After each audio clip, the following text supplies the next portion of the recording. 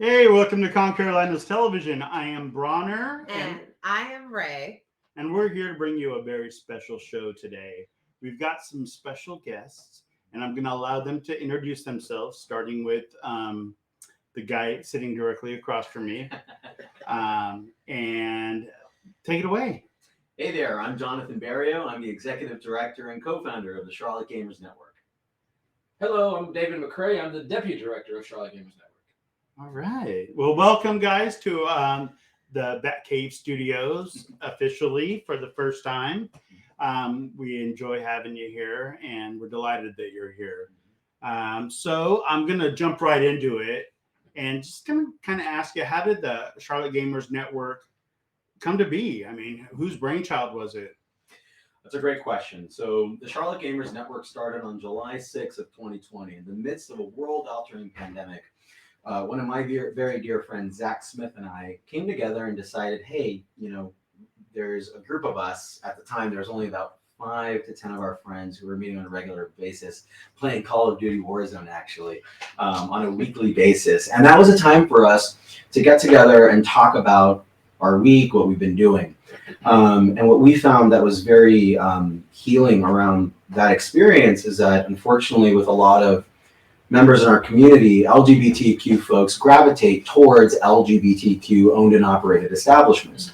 So in the midst of a pandemic that shut down every restaurant and bar that you can think of here in the Carolinas, many of our communities lost our lifeline. We lost our connectivity to the social, to our social lives by not being able to gather in places that we typically do.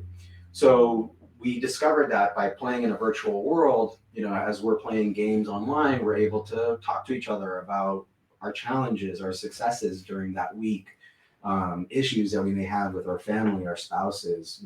It was very therapeutic in that way. So we were very, very thrilled to see that group grow from just 10 to over 500 people within, I would say, 6 months or so.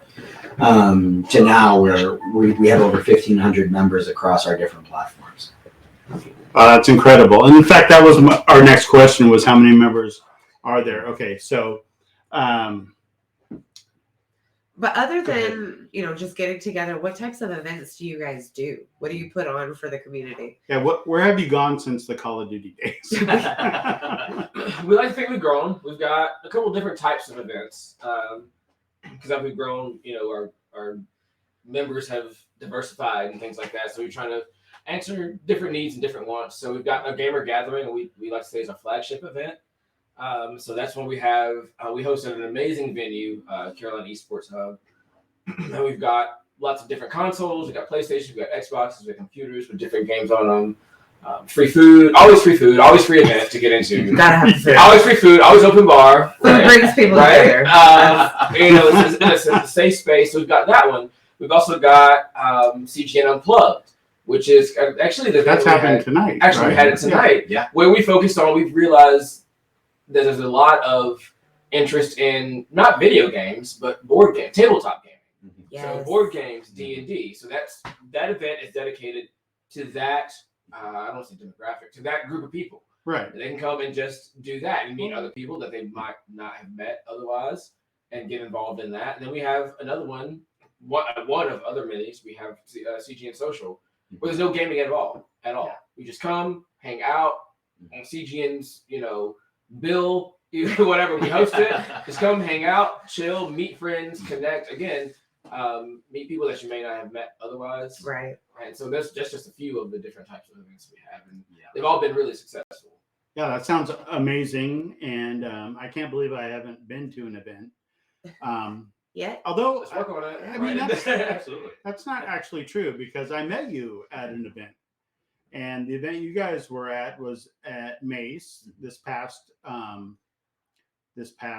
convention, and I think Ray, who is also part of ConCarolinas, he ventured into the room, just kind of meandering around. We were there demoing his game, and we came upon you guys, and we kind of just discovered like this vibe and this it was like almost like a planet in this world of, and we are our own demographic, David. We nerds. we are our own demographics, so Mhm. we should unite. True. But Rise up. immediately Ray came and scooped me up, and the first thing I said is, "You guys need to come to ConCarolinas." We gotta have it. Yeah. So that's an amazing thing. So I have seen some of what you guys do, but not kind of the whole picture. But you guys do, like David was saying, board games, but you also had some casual play on Magic the Gathering and other really amazing things going on. Not to mention that you were almost wall to wall video games, and people were just loving it and enjoying. And I don't remember Mace having it in my recollection. And I'm happy that you guys decided to join our team and bring that experience to everybody. So I'm very, very happy about that.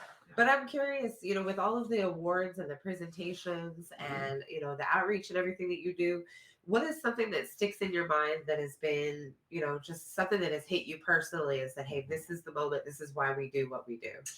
That's a really great question, Rachel. And I think David and I both have our kind of watershed moments for the organization. For me personally, I mean, it's so incredible to see that, we growing this organization from a room of literally 10 people. Our first gamer gathering, again, our flagship cornerstone event, was capped at 10 people because of the pandemic. Now on a regular basis, on the first Friday of every month when we host this event, we have over 250 people per month that come out.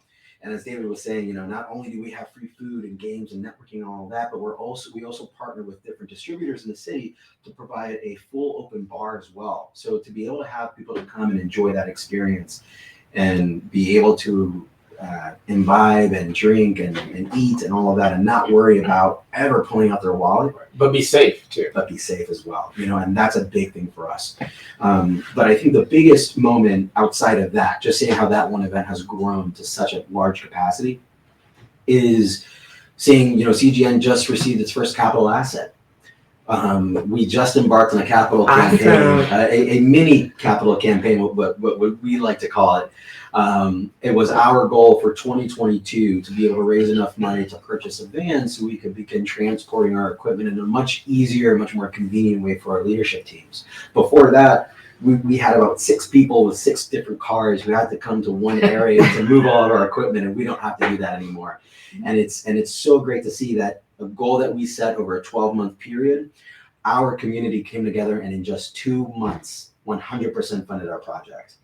10 months ahead of schedule. I mean, it was just mind-blowing to see. That's amazing. Congratulations. That dedication from your awesome. Supporters. Yeah, that's so amazing. And I've seen it in real life. It's in my driveway, right?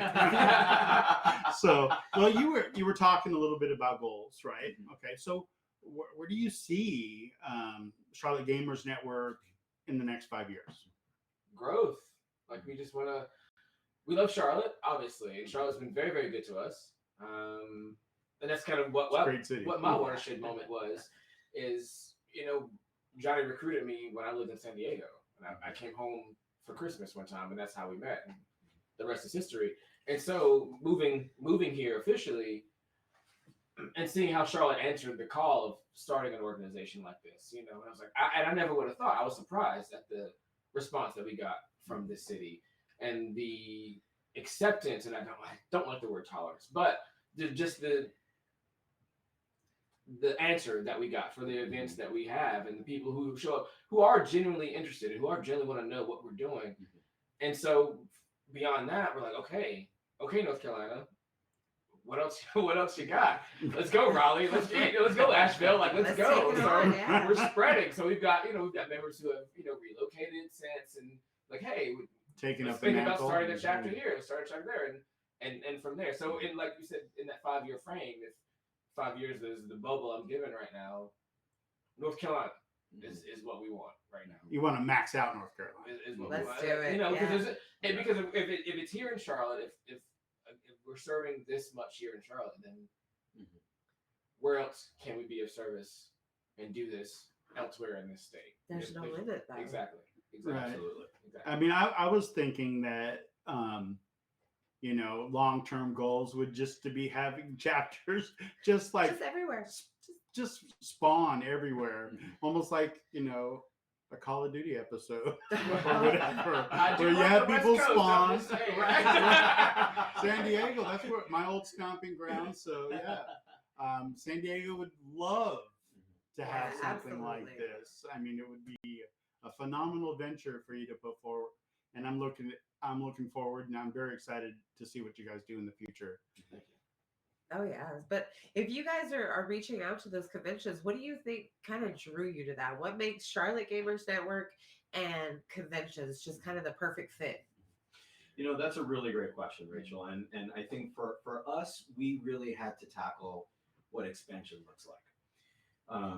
At the end of the day, if you live in Charlotte or the surrounding regions and you're LGBTQ plus or a gamer or even an ally, you pretty much know who we are at this point. You know, we've been operating for just about 2 years, and thankfully we control a large portion of the market control here in the city when it comes to LGBTQ plus gaming here in the Carolinas, especially here in Charlotte. So for us, we looked at, you know, what does that expansion strategy really look like?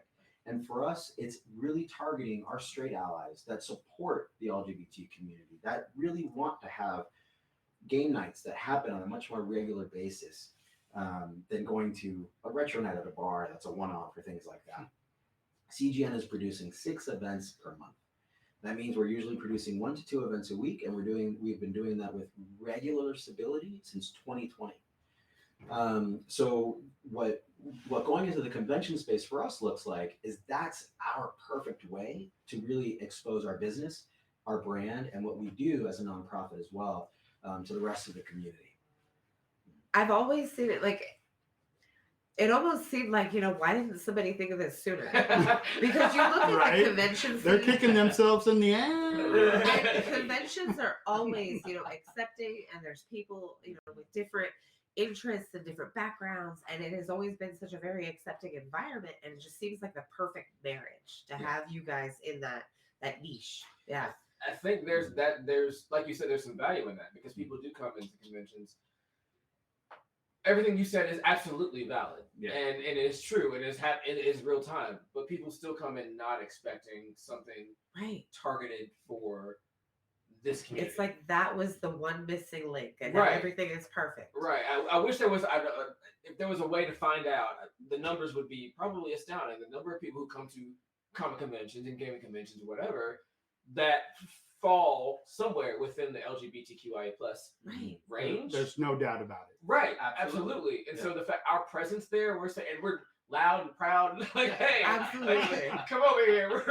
We're super gay. You can play video games, whatever you want to do. Like, get over here, you know. The warmth and like again the response that come from people, the appreciation. Like, hey, I never knew that we were going to be represented here. It's so heartwarming and it's so amazing, and that's what pushes us to continue. And I think Rachel really brings up a good point, because we've heard this question many, many times before from other folks in the community: is why has this never happened before? Why in the cons, especially here in North Carolina, tabletop and gaming cons have been happening since the 90s, and there's never been an LGBTQ organization that has facilitated a lot of the stuff that we do at conventions. And honestly, I mean, you know, Chris and Rachel, the two of you are part of, you know, ConCarolinas and see a lot of the behind the scenes stuff. And what people just don't realize is that the Charlotte Gamers Network has a team of almost 18 leaders that produce all of the events that you see, that do all the marketing that you see, that do all of, you know, all the work that just has to go into this. And so what I think, you know, the thing here is that the question should be is instead of cons adapting these affinity groups, how can we support the affinity groups that are already in place and bring them into the fold? Because we're not the only ones. You know, there's the Charlotte Gamers Network. There's, you know, the Athena Alliance, which is an all-black female gaming organization as well. There's the BCGA. There's many, many different organizations here that do a lot of affinity work in that way. Yeah, and to bring something like that under one umbrella for even just, you know, 1, 2, 3 days would be phenomenal. And it kind of brings me back to what, like, when I first joined the board of directors at ConCarolinas, that we were writing our mission statement. And and we wanted, for lack of a better word, not tolerance, but we wanted the inclusivity Right. to happen and to let people know that that's what ConCarolinas is all about. And it's been about that for as long as people can remember. It just, I don't know, it wasn't a secret or anything. It just was just there. Yeah. So we want it to be there, but we want it to be with a lot more fanfare. Little shout from the rooftops. Let it be Right? known. Yes. Absolutely. All right. So my next question would be that you guys are coming to our convention, and you're going to bring what? You're going to have what? We're going to see what? That's a really great question. So what we typically try to provide to conventions throughout the Carolinas and across the country when we produce our activations is that I always want people to think more of it than just a game room.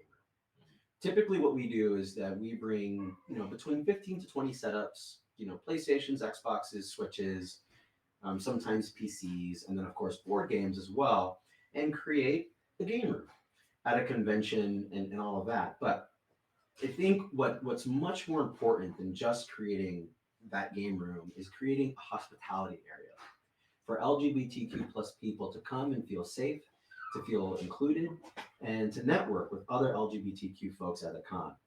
There's many, many, many different conventions that happen across the country throughout industry where there are LGBTQ specific activations during those conventions, and we just do not see that on a national scale throughout conventions throughout the Americas.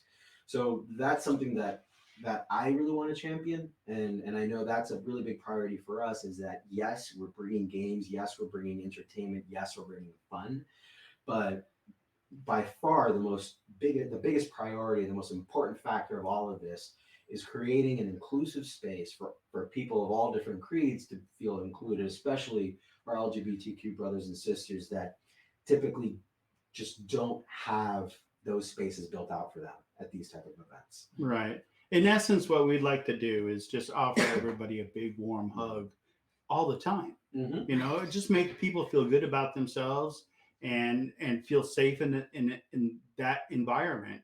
Where, I mean, the difference between, say, like the San Diego Comic-Con and like a ConCarolinas is that it's frantic, it's frenetic. I mean, it's just a There's so million much miles going an on. hour. Yes. Right. I mean, there's sensory overload kind of It's things going intimidating. on. It can be. So with our con being an intimate con, but continuing to grow and just build on the momentum that we've had over the last couple of years, we look forward to bringing all of these people in under one umbrella so that we can provide that place where people going, I can't wait to go next year, or and by the way, badges are on sale right now. So all I have to do is go to concarolinas.org, because we're a nonprofit, and click on the little get your badges, and boom, and you'll be taken to Eventbrite and be able to purchase your badges for 1, 2, 3 days, all weekends. The best way to go. Best deal. Yep. And best bang for your buck. you're definitely not going to want to miss Friday night. Wow. No. So on this Friday. we were informed. A little birdie told us that you guys were going to be hosting a little soiree on the Friday night. So tell us, what are you bringing to the table, especially being in June? June being so special. Tweet. Who that bird? Tweet. David, tweet. Tell me what's going on. So don't give too much away. Right. Well, I was gonna Sneak say peek, I'm come right. on. Oh, yeah. We're about to go bird hunting here in a little bit.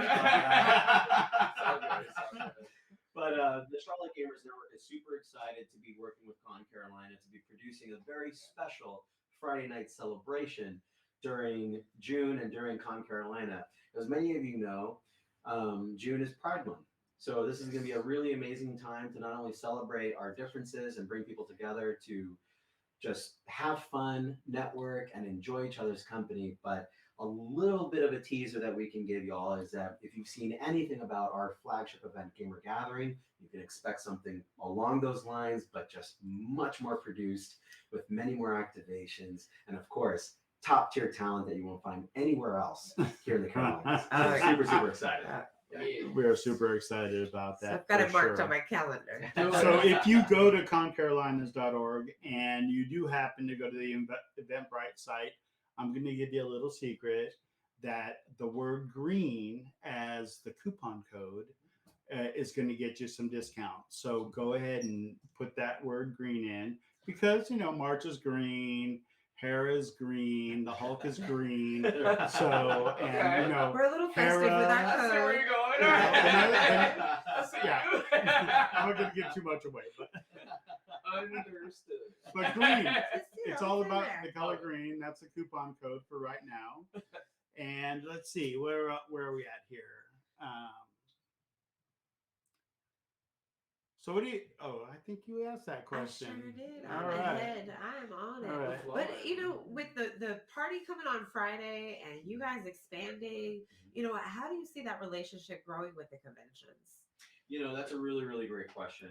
And David and I have chatted many times about what that expansion process looks like. We're super excited to be producing the game room and hospitality room at ConCarolina, but we really need to expand as an organization to produce these experiences and activations throughout conventions all across the Carolinas and beyond as well. So for us, what we're looking at is we've produced game rooms at Soda City Comic-Con down in Columbia. We also do a lot of work with Queen City Anime Con that happens in August as well. Shout out to them. They've been incredible to work with. Really great con. But we're also working with different conventions that are not anime or gaming centric. A great example of this is that in January of 2023, we'll likely be producing a game room at a convention called Creating Change. Now, Creating Change is the largest LGBTQ plus convention, a gathering of activists, politicians, thought leaders in the LGBTQ community all across America. It's the largest LGBTQ convention in the country. It's a week-long event of activations, trainings, and all of that. And so we're super excited to hopefully be going to San Francisco to be producing their game room there. Cannot wait. I kind of want to tear up thinking about it. It's like, cannot wait. Okay. All right. So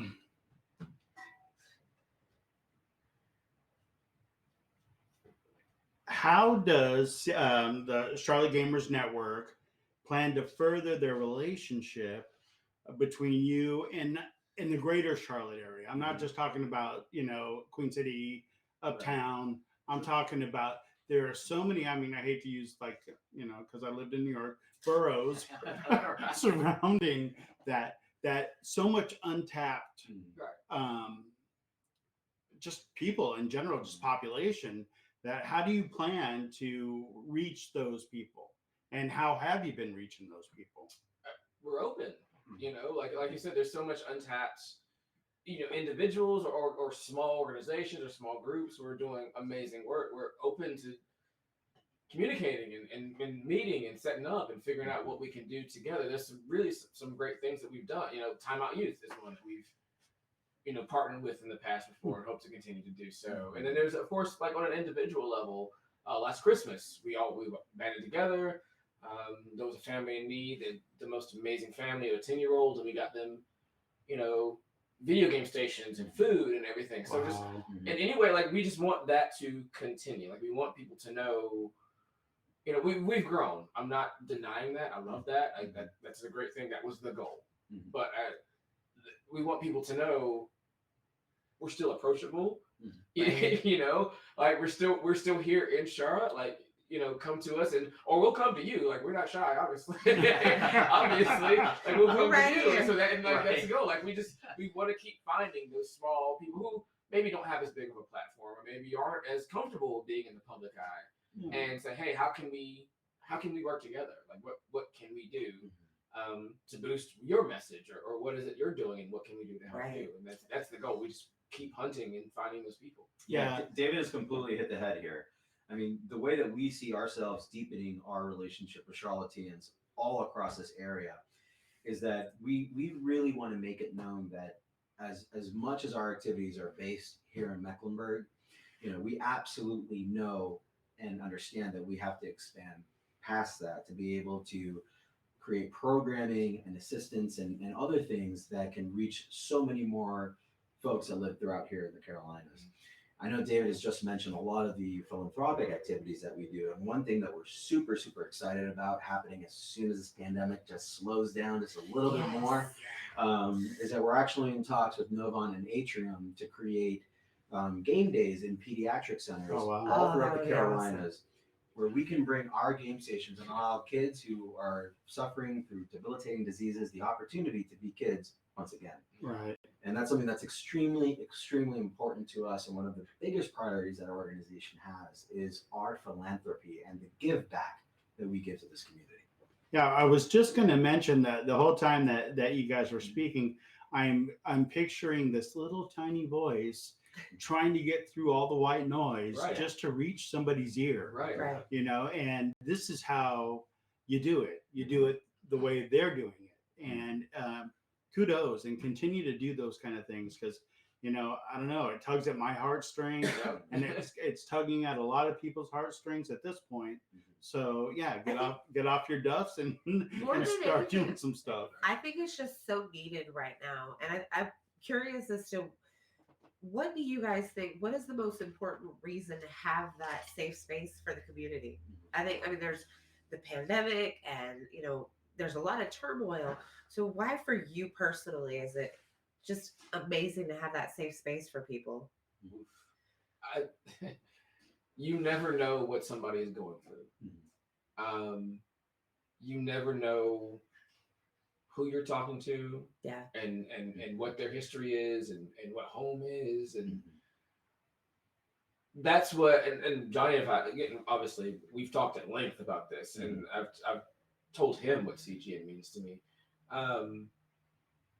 The fact that we provided this, and then the answer that came quickly when CGN, like, we were now like, hey, this is what we're doing, said something. It said it was needed.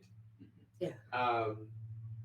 And I think that's the importance. Like, there's people who, again, aren't as outspoken, who aren't as outgoing, and who are going through God knows what, and who have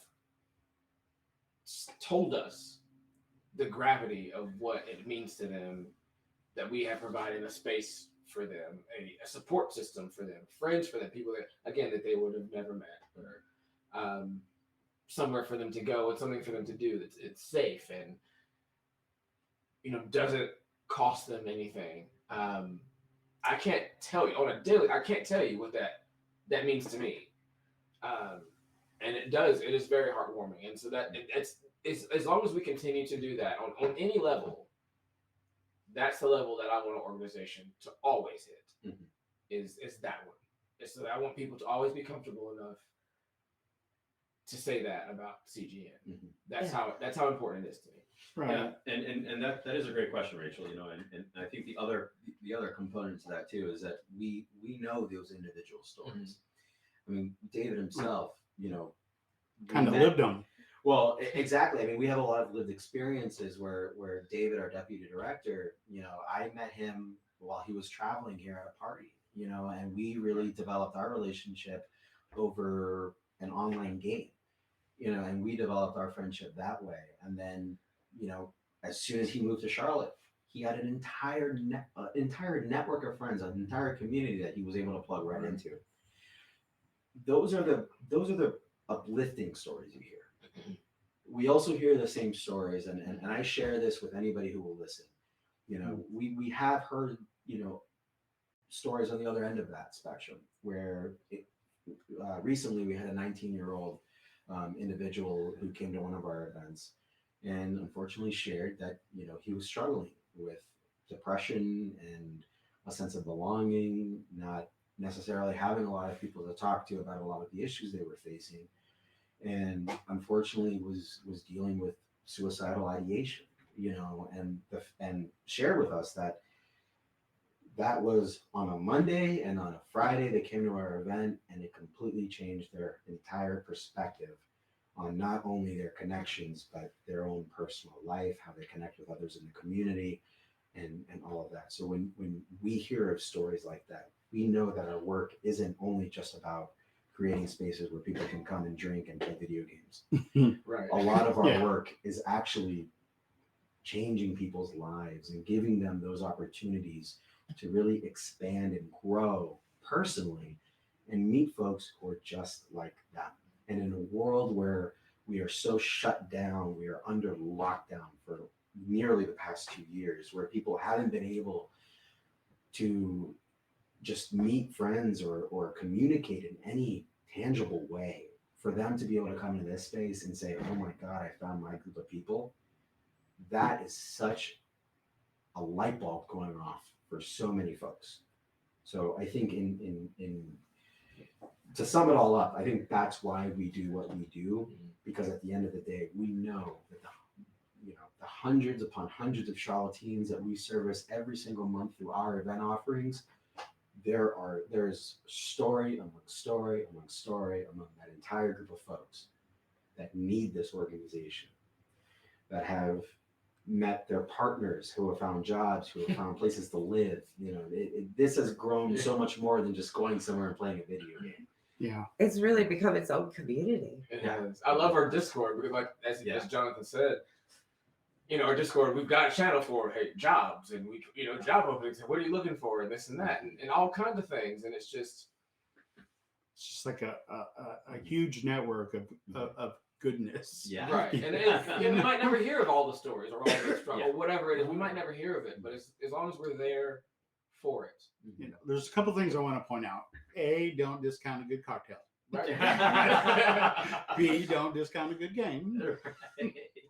And quit giving my wife so much like, oh, that's a good question. Did you ever say that to me once tonight? No. I'm just asking everyone. I asked a couple of good questions. Just saying. You know what? That's a good question. No, I wasn't asking you that. I wasn't asking you. Oh, man. Yeah, I can't win them all. I try though. I'm very competitive. I can just like push her. Yeah, but I mean, I love to hear that, and I love the warmth and just the general good vibe that I get from you guys. And I know you guys don't do this, but don't lose sight of that little girl that's making, or little boy that's making some noise, trying to get through all of the clamor that's around them and trying to, speak out, find their own voice kind of thing. So kudos for you guys to having that platform, that arena that they can find their voice kind of thing into, because sometimes they haven't found their voice yet. So, and they need a little help. And I hope that they can reach out to anyone one day and for help. But in this day and age, it's nice to have someone that cares on that level. Absolutely. And, I think at the end of the day, what anybody in the nonprofit industry, especially us, we all would love to see the day that there wouldn't be a need for an LGBTQ gaming organization. Right. We would love to see the day. And I'm not sitting here saying that conventions, especially the ones that we work with, aren't inclusive. They absolutely are. But at the end of the day, you really do have to create spaces for those folks, because there just is so much hate out there, so much division, especially in the world that we live in. All it takes is one person to ruin somebody's day, and we want to make sure that we're there to ensure that person has an entirely different experience at a con. Entirely different experience. And it happens to be a mirror goal of ours, I mean, we want the same things. After all, okay, people that attend conventions are a little one-off to begin with, because people think of us as different nerds, geeks, losers, whatever you'd like to use, just plug it in there. I've been called them all.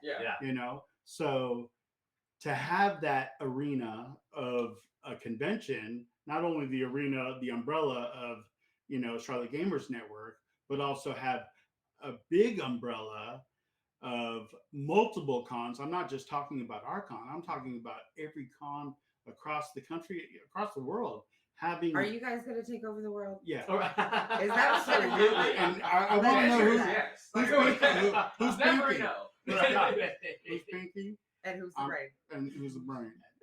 Pinky and the brain. Both brains, honestly. Both brains? Both brains. Well, no, it goes back to what I was saying earlier. You know, as much as I appreciate that we've been invited to this conversation, and David and I are here to be able to expound upon why the work that we do is so important. I wish that we could have the 16 other people that lead this group behind us expounding on their experiences, because this isn't a two-man operation. Right. This is the only way this organization works is throughout our entire staff and all of them being able to contribute and just do the amazing job that they do. Because at the end of the day, I know I'm never the right person in the room, and neither is David. You know, we know that a lot of the ideas that we come up with aren't always right or aren't always what we need to be focusing on. So you're kind of saying like you're like the boar. Right. Assimilate everything. Everything must be brought in. I love that. And I love the shout out to the other people in your organization because They're amazing. in fact, And tireless. I invite everybody that's listening and watching right now to go ahead and grab that device or that laptop and order your badges, because you can meet these fine folks. Yeah. You know, all of them. They'll I be hope. there. They'll all be there. And we will be there. And not just for the Right, cocktails, exactly. and not just Friday night. They'll be there I want working. to see, yeah. And they'll be happy about it. They better be. They will. And they'll be happy about it. Well, we're lucky. Like we're just. I feel like we're very fortunate because we have a team of people who want to be there. Right. Yeah, that's It's key. a It's labor of genuine. love. Yeah. Absolutely. It That's really key. is. It's like having a group full of teachers at a school where just a few of them just kind of phone it in. You know, it can't work, right? Because those kids get shipped off to those classes too.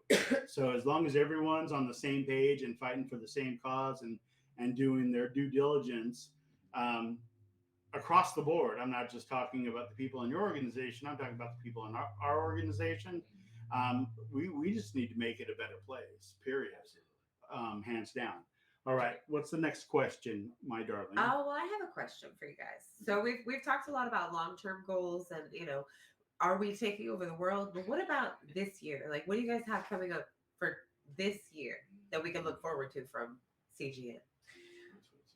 Yeah, so we have a lot of things that we're planning. We've just completed our capital campaign to purchase our van, and that's going to be able for us to really expand greatly, much more along the Carolinas, and do things in Raleigh and Durham and the Triad as well. I think the biggest goal for us right now, we've submitted many grant requests so we can continue expanding our equipment line and all of that. But at the end of the day, expansion is the name of the game. We know that the product that we have and what we're able to provide folks is bar none. And we know that to reach other folks, other LGBTQ folks in smaller communities, would give people a pathway to find community that they've never had before. Imagine a CGN event happening in a place like Shelby, North Carolina, you know, and other small rural communities, and building that pipeline to bring folks closer in so that they know that they have people who are like them, who think like them, and who have the same passions just like them. That is life-changing and offers lifelines to many people who are struggling with being LGBTQ in many rural communities. That is a huge, huge priority for us in 2023 and 2022. And going forward forever and ever, I would think. Amen. It just has to continue. I just think it's a testament, you know, as fast as you guys have grown, and amazing. how much this has picked up and gained, you know, momentum for you of how badly needed it was. Right. I think just at that spark, and then the fire grew from there. Well, I think David can even speak to it some more around his personal experience. I know I briefly touched on it, but again, I mean, you know, I just will never have that experience of what it's like to move to a new city and just have everything at my fingertips, right? How It's was got to it be for you? comforting. Yeah. I Right, mean, David? It was and it's a cynical I'm person. comforted by it. No, a cynical person at nature. I was like, is this for real? Like, Right, is it- what? Like, obviously, I was, Sure. you know, pinch me. Is I this was a dream? comfortable with, you know, like Jonathan but moving here and, you know, like, he was like, come to Thanksgiving and meet the rest of the team, and it was just warm. It was just warm. I can't tell you. It's like a warm hug. I keep going back to the warm hug. Absolutely, Right. right. That's exactly what it was. I can't tell you. In the sense of just I'm okay. I'm okay. I'm good here. If I need anything, you know, I feel comfortable reaching out. Right, I'm covered. Right, I'm covered. Yeah, that's a good way to put it. I'm covered. You know, they'll help me find the resources I need to find. You know, and seeing how it's grown and seeing people even more in need. You know, come into the organization and just kind of and just seeing our CGN members be there for them. You know, like I said, our Discord is very active, very active, and people feel comfortable posting like, "Hey, I need this. Or I'm trying to get here. Or does anybody know about this?" And then just the answers that come through. Our phones blow up all day, every day, which is a beautiful thing. That's It's awesome. I was gonna absolutely say, you'd love what that, we right? want. It's what we want. People answering the questions and saying, "Hey, I can get, yeah, sure, I can come get you," or "Did you try this?" or "Where's that?" So again, having experienced that personally, there is no equal. There's no match to it. I can't say how important it was or valuable it was to me to have this group of friends. I was moving back to Charlotte. I had some friends who lived here, but to have this whole other tribe that was here and ready to go, and not only that, wanted me to be in a role to like do something. What? What? Like, you know, and You yeah, just It's a jump little right in icing there. on Right, I that was- cupcake. It was absolutely amazing, and like I said, I hope that just continues to ripple and echo for as long as CGN exists, for hopefully many years to come in the future. Well, and David brings up a really good point here as well, is that another big priority that CGN takes is investing in its team. For many of our leaders, it's the first time that they've ever had board experience or have produced events or have led a team to do things that had to happen to ensure that an organization not only survived but thrived. And in the middle of a pandemic, boy, did we have some challenges. Sure. You know? So what I also really love to see is that the class of leaders that we have at CGN, some of them, you know, gain their chops, you know, learning how to lead teams, and then from there, they're now joining other nonprofit boards throughout the Carolinas. So not only are we able to provide experiences for our guests, but we're also being able to provide leadership skills and training for the future leaders of the LGBTQ movement right here in Charlotte. Right, it's almost like you're cultivating them in a sense. Exactly. Yeah, I love that aspect of it because it's really kind of teaching down to bring people up. You know what I mean? Yeah. It's a great feeling to have that happen. Just speaking from a personal standpoint, to be able to put, you know, your faith in someone to do a good job or a great job or just blow you out of the water. I mean, that just kind of gives you warm fuzzies all over because you know helped in cultivating that. So that's a big deal, and hats off to both of you. I'm not going to take my hat off. I'm bald and old. Hey, hey, man. No, it's not happening. I mean, it's really important because the only other thing I have to say on that is that as important as it is to have allies in our community, and you can be an ally to the POC community, to the LGBTQ community, to whichever community, at the end of the day, unless we have advocates and voices coming from those individuals themselves who are representative of that community, change will never take hold.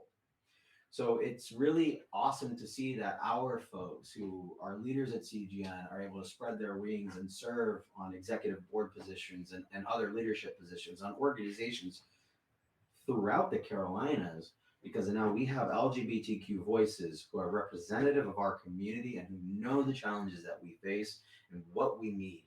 as a part of those organizations.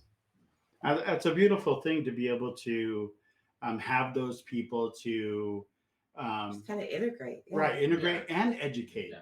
because they're, they have firsthand knowledge of how they are, how they feel, what they want, what they need, right? And there are a lot of people out there that have those same needs. So for them to be able to be in a position that would best, help and reflect and grab the attention of those people that are really needing that kind of a voice to stand for and stand behind and all that good stuff. Warm hugs. I mean, I just Warm think hugs. It's all about the hugs. I'll make sure you get a hug. Okay? Thank you. There it is. Somebody hug. I've been hinting at it this whole time. She's finally getting the message. I'll get your hug to you. So we've had a lot of heavy talk and a lot of heavy conversation, but we're going to take it a little sideways right now. So I know that Call of Duty and that online gaming is kind of what brought everything together. But let's talk about superheroes. I mean, you can obviously tell where we lean, Yeah. but I want to know where you guys are at superhero. DC, Marvel, whatever. David, I'm This is a heated conversation. Like, what do you like? They're both gonna say what do you want? Marvel Like, because they're what- looking like- at the Because side. I can already tell we're about to trade blows here in a second. We're gonna fight. I'm scrappy. I'm just cutting the camera off. What universe we prefer? Like, what do you? What do you? Let's start with, what do you prefer, DC or Marvel? I have to say, I was a Marvel man for a very, very, very long time. I was. And I Okay, still do love Marvel. but you traded sides. The right side. But You came to the right side. He's something like, about I just DC, grew out of and comics. maybe it's because I've gotten older, and I've seen DC present itself in a lot more gritty. I don't want to say realistic, but Mature. Mature to life. It's a little right mature. in You know, a it's gritty relatable. manner, and I am including the movie universes in that because they've been pretty good about being true to canon. I lean towards DC right now, Okay. and I do think Wow. if let's go there.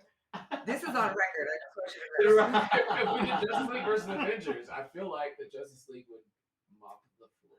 That's what I'm talking about. I feel like they would, without a doubt. I would put money. Right. Right. They got Superman. I mean, Marvel's got some heavy hitters too, but like They Justice don't League, have is no just, Superman. Justice League knows how to fight. Superman would have been like, And they fight dirty. And they fight dirty. Thanos? Exactly. that's who. They're not above fighting dirty. All right, Sometimes Jonathan, that's what do it you takes. got? So What side are you? you're not gonna like my answer, but I am 100% Marvel. Get it together. 100% Marvel. I mean, I just love how they tell their stories, and for me is I always like I think Deadpool is probably one of the most just He fantastic, is great. just the way they told that story and how they even the small little nods to breaking the fourth wall that was in the comics and all that kind of stuff. And R.I.P. to Stan Lee, the realest of the real, just amazing. But I will say it's funny because Bronner and I were having a conversation before we went live and talking about the new Batman, and we're not going to spoil anything, but for a lot of the naysayers in the community who didn't like the new Batman, it really kind of shows you where those fans are, because I mean honestly, I think personally a lot of people forget that DC stands for Detective Comics. Right. And the new Batman is such an ode to those original comics and having an actual Batman detective story. I thought it was fantastic. I find it very interesting that the Marvel guy is over there, Right. touting DC. Right. And then the DC guy was He's like, like, I was a Marvel I'm fan. like, Marvel, Marvel We're stands for completely a right. big steamy pile of Okay. stuff. So now that we got that out of the way, Oh, No retorts. Right? No. We got nothing going now. just gonna, so in the DC universe, who is your go-to hero? I'm vacillating between two right now. Okay. Give me a minute. Jump in there, Johnny. if you and want to. by the way, All right. Jonathan, But I never heard that people didn't like the new Batman. I haven't heard that. Really? Really? At all. It's been divisive. abrasive out there. Nobody has said anything to me, to my face. Well, Because I think they know you, because you'll probably rip their head off. Right. That part. The key word is I'm taking my leg off and beating you with it. Oh my god, brother. To answer your question, Wonder Woman. Okay. Yep. And I'm not like trying to get brownie points or anything. I'm telling you, she's just Everything but the 1984 Wonder Woman. she checks like bro. Well, she did. She's absolutely amazing. Just Wonder Woman as a general. Yeah. I love the fact that in the comics, like, you know, the growth in the story she's going through, but Right. she's recognized as the greatest fighter and Yeah. the strategist, including Batman, in the in the DC Comics universe. Yeah, early on. You won't find yeah, a better war strategist. Early on, yeah. that Or was the fight. case. Let's go. Than Wonder Woman, and then Like you know, and buying people hockey recognize gloves. that. I'm Right. something about it. Like I do love that. It's a close second, not the movie Green Lantern, But the actual. but the character Green Lantern. Close second for me. Ryan Reynolds is a much better Deadpool.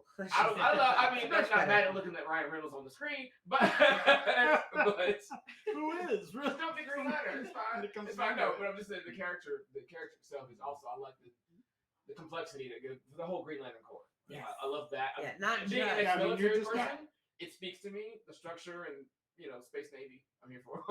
Down. I know Totally it's down. not just a Hal Jordan character, but All the the whole. whole exactly. yeah.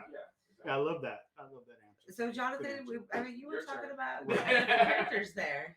So it's funny. So I mean, for me, for a lot of different reasons, it's Batman.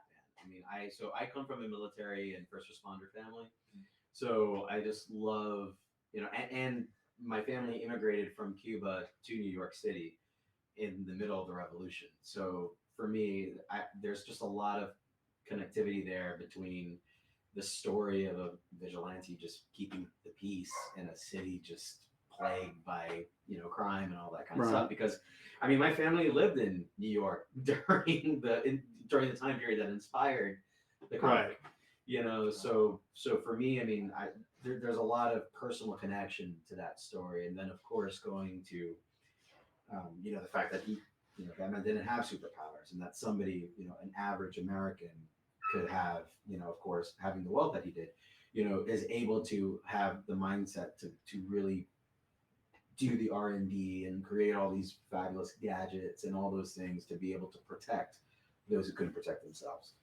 So there's a lot of strong connections there for me personally. I might give you something. So you make a strong Batman You're argument, welcome. sir. Just don't Make a grab strong anything. I'll give argument it to you. Well, I see the batarang over here behind him. I was like, I gotta pull that down.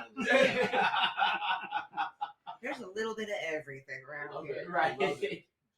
He's a little spoiled though. I am But- very spoiled. You are spoiled. I'm a very happy man most You of are the time. spoiled.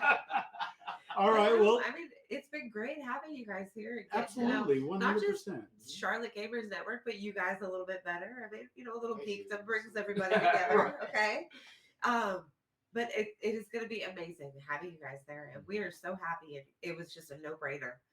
We just said that is perfect. Let's do it. Yeah, I walked into that room and said, "Yeah, Oh, we've got to have that." And Ray agreed with those sentiments, so that's why you guys are, Bring gonna it be into there. the fold. So, Yeah. Yeah. so that's a great. We can't thing. tell you how much we're excited and how thankful we are to ConCarolinas, and we hope that everybody who's watching really supports this convention, knowing that they show up and they show out for the LGBTQ plus community and other marginalized communities. So please support conventions that support us, and we hope to see you there. yes, please. All right. What's up? We Absolutely. want to see you in person. Get your badges. Right. You know what I'm saying? Ew. Get those badges. Speaking of being Badges. marginalized, next week's show, we are going to be talking about Morbius And and yes. Moon Knight. Moon Knight. Because they're pretty much coming to the fold together. And so it's a little bit of a Marvel kind of thing. It is But, a Marvel show. The thing I'm talking about, though, is Jared Leto. Is he going to get any redemption? I hope so, because I saw Requiem for a Dream. Yes. He's an amazing actor. Right. So don't let his Joker keep you Ruin from your going to whole see Redemption from Morbius. that. Oh wow. Yeah. I don't even think. Okay, I know you got the next. I don't think they Yeah. need redemption, to be honest. Yeah, Like that was one thing. that's true. But we're gonna have a couple special guests. Unfortunately, we'll have John on the show, Don Darrow. Unfortunately. He just turned all our cameras on. You're And not. Arugs is also going to join The us. beautiful Arugs is gonna be there, so you guys will have to tune in for that. Okay. So we're all going to go to Mortal Kombat because that's John's thing. We have to go to Mortal Kombat. At the end of every episode, everyone has to go to Mortal Kombat. So I'm sorry, guys. I'm going to take my leg off now. He's playing the theme song for Mortal Kombat in my ear. I love it. Well, as we like to say, thank you for watching this episode of ConCarolinas TV. And we absolutely want to thank the Charlotte Gamers Network for joining us. Even if it's just a little representation, it was great. It was a warm hug. And looking forward to meeting the whole team. the Yes. team of just, like, just going to crush it all from here on out. So Take over the have world. They faith. said that part. I'm predicting it now. Yeah. I want to be Pinky, though. Let's do it. I Well, just they're don't wanna have definitely the a brand. care in the We're world. gonna Okay, whatever. All right, guys. Brain, that's it for brain, us. brain. All right. Peace and love. Thank you for watching. And we'll see you next week. Same bat time, same bat channel. Of course. I it is. can't resist. Of course it is. Bye, everybody. Thanks, y'all. Thank you so Bye, much. guys. Thank you, guys. Bye. Awesome job.